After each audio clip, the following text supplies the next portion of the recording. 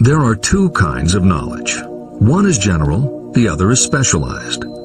General knowledge, no matter how great in quantity or variety it may be, is of little use in the accumulation of money. The faculties of the great universities possess practically every form of general knowledge known to civilization. Most of the professors have little money. They specialize in teaching knowledge, but they do not specialize in the organization or the use of knowledge. Knowledge will not attract money unless it is organized and directed through practical plans for the specific purpose of accumulating money. Lack of understanding of this fact has been the source of confusion to millions of people who falsely believe that knowledge is power. It is nothing of the sort. Knowledge is only potential power. It becomes power only when and if it is organized into definite plans of action and directed to a definite end. The missing link in all systems of education is that educational institutions fail to teach their students how to organize and use the knowledge after they have acquired it.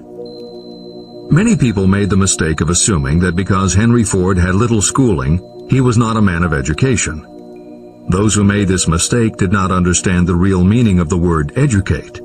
That word is derived from the Latin word educo, meaning to educe, to draw out, or to develop from within. An educated person is not necessarily one who has an abundance of general or specialized knowledge. An educated person is one who has so developed the faculties of their mind that he or she may acquire anything they want or its equivalent without violating the rights of others. During the World War, a Chicago newspaper published editorials in which, among other statements, Henry Ford was called an ignorant pacifist. Mr. Ford objected to the statements and sued the paper for libeling him. When the suit was tried in the courts, the attorneys for the paper called Mr. Ford to the witness stand for the purpose of proving to the jury that he was ignorant. They asked Mr. Ford a great variety of questions. All of them intended to prove that while he might possess considerable specialized knowledge about manufacturing automobiles, he was in the main ignorant. Mr. Ford was asked such questions as, who was Benedict Arnold? And how many soldiers did the British send over to America to put down the rebellion of 1776? In answer to the last question, Mr. Ford replied, I do not know the exact number of soldiers the British sent over, but I have heard that it was a considerably larger number than ever went back. Finally, Mr. Ford became tired of this line of questioning.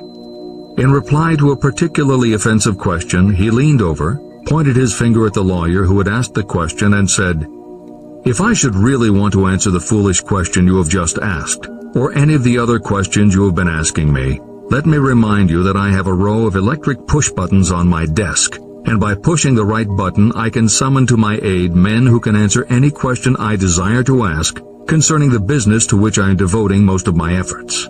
Now, will you kindly tell me why I should clutter up my mind with general knowledge for the purpose of being able to answer questions when I have men around me who can supply any knowledge I require? That answer floored the lawyer. Every person in the courtroom realized it was the answer not of an ignorant man, but of a man of education. Any person is educated who knows where to get knowledge when they need it and how to organize that knowledge into definite plans of action. Through the assistance of his mastermind group, Henry Ford had at his command all the specialized knowledge he needed to become one of the wealthiest men in America. It was not essential that he have this knowledge in his own mind. You can get all the knowledge you need. Before you can transmute your desire into money, you will require specialized knowledge of the service, merchandise, or profession that you intend to offer in return for fortune. Perhaps you may need much more specialized knowledge than you have the ability or the inclination to acquire. If this is true, you may bridge your weakness through the aid of your mastermind group. The mastermind is defined as coordination of knowledge and effort in a spirit of harmony between two or more people for the attainment of a definite purpose. The larger meaning of the mastermind group is explained in greater detail in later chapters. Editor's comments. After reading Hill's definition of the mastermind, many people may assume that he is describing teamwork. that would not be correct. The following explanation is adapted from the Napoleon Hill Foundation's book, Believe and Achieve. Teamwork can be achieved by any group, even one whose members have disparate interests, because all it requires is cooperation. In teamwork, people might simply be cooperating because they like the leader or out of a sense of duty. Some team members will give 100% to any team that pays them enough, but they have little concern about the objective. And sometimes there is good teamwork because different members have different agendas. A board of directors may disagree, even be unfriendly, and still run a business successfully. Musical groups are made up of notoriously self-centered people who work as a team if it will help them get ahead. Masterminds, on the other hand, are formed of individuals who have the same agenda, a deep sense of mission, and commitment to the same goal. Masterminds represent the highest order of thinking by a group of knowledgeable people, each contributing their absolute best according to their abilities, expertise, and background. If you have ever been a part of a meeting when everything just clicked and ideas built upon other ideas, with each member contributing until out of the group activity came the best possible idea or solution, that was a mastermind at work. Napoleon Hill believed that you must make the mastermind experience a regular part of your life if you really want to succeed. How to select the right people for your mastermind will be discussed further in Chapter 11, The Power of the Mastermind. This is the end of the editor's comment.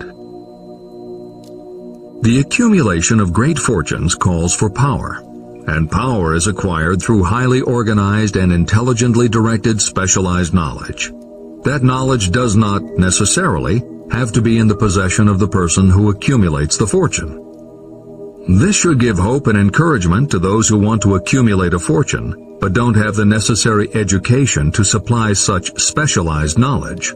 People sometimes go through life suffering from inferiority complexes because they are not people of education. The person who can organize and direct a mastermind group of people who possess the knowledge needed is just as much a person of education as any other individual in the group. Thomas A. Edison had only 3 months of schooling during his entire life, but he did not lack education. Neither did he die poor. Henry Ford had less than a 6th grade schooling, but he managed to do pretty well by himself financially. Albert Einstein was working as a clerk in a patent office when he began to develop his world-altering scientific theories. Editor's comments. Had Einstein been born today, he might have been diagnosed in his early years as having attention deficit disorder. As a child, he was slow to learn to talk. As a student, he showed little promise and was expelled from at least one school. But what Einstein could do was to focus his concentration on a goal of his choice. His famous theories were the result of thought experiments, experiments that took place inside his mind. It is said that the breakthrough which led him to the theory of relativity came not from specialized knowledge of physics or mathematics, but from his ability to imagine what would happen if he were riding on a beam of starlight through space. This is the end of the editor's comments. Specialized knowledge is among the most plentiful and the cheapest forms of service that may be had. If you doubt this, consult the payroll of any university. It pays to know how to purchase knowledge, and it pays to know where to look. First of all, decide the sort of specialized knowledge you require and the purpose for which it is needed. To a large extent, your major purpose in life, the goal toward which you are working, will help determine what knowledge you need. Your next move requires that you have accurate information concerning dependable sources of knowledge. The more important of these are your own experience and education. Experience and education available through cooperation of others, Mastermind Alliance, colleges and universities, public libraries, and even easier, the Internet, special training courses through night schools and home study courses in particular. As knowledge is acquired, it must be organized and put into use for a definite purpose through practical plans.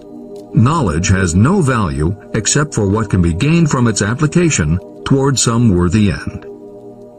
Successful people never stop acquiring specialized knowledge related to their major purpose, business, or profession. Those who are not successful usually make the mistake of believing that the knowledge acquiring period ends when you finish school. The truth is that schools do little more than teach you how to acquire practical knowledge.